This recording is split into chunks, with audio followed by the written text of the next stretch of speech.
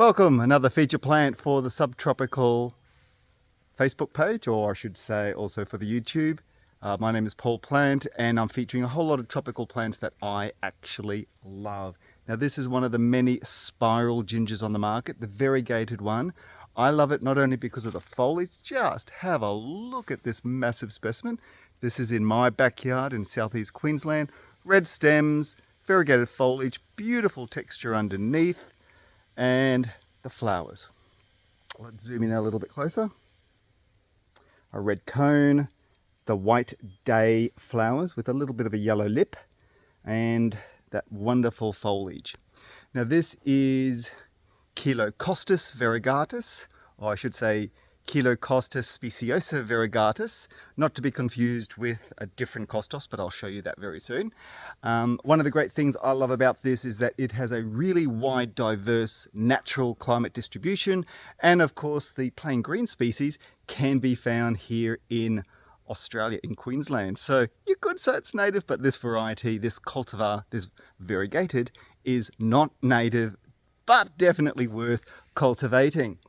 It's a great landscape plant for texture, for foliage. Just dig out the texture, the shape, the form of this particular plant. It is around about 2 meters high in my yard.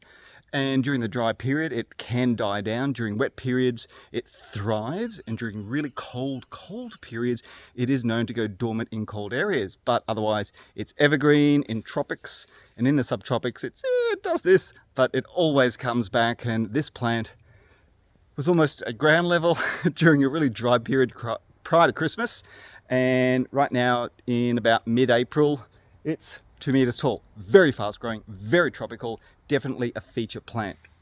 It loves full sun to part shade. I find that it does best in part shade here in the subtropics because we are a little bit dry in humidity. In the tropics, however, I think it would do fine in full sun. Likes moisture, loves fertilizer. It will grow even faster, but I'm a little bit shy when it comes to fertilizer, so I keep my plants under check for that reason. In terms of maintenance, not much maintenance is needed. You can prune it back really hard if you want, and as you see with the flower, once that flower spike has flowered, that spike will not flower again, but it produces side pups. Let's see if I can find a side pup.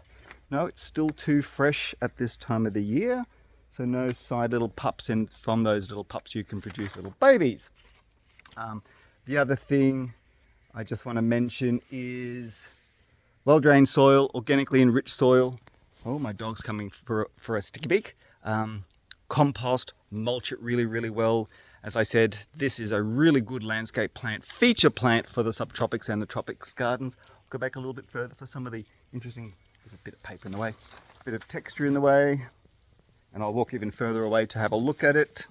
So it's Cheilocostus speciosus Variegata, or Variegatus. That is it overall. Beautiful plant, one of my favorite in the garden. I'll go back. And it's quite often confused with Costus, arabicus, Variegata. And I've just got a little bit of it here. Now that's the contrast. That's the different species, different genus. And I'll put them together just so you can see the difference.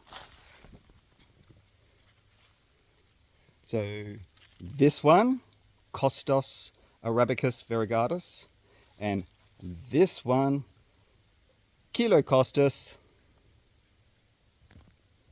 speciosus Variegatus. Similar but different. This one, very glossy leaves, no silvery texture to it, no soft foliage. The Cheilocostus has this beautiful felt-like underside, absolutely beautiful. So it's visually gorgeous, ornamentally fantastic. It has a textural feature to it, highly recommended for tropical and subtropical gardens. Hope you enjoyed this information.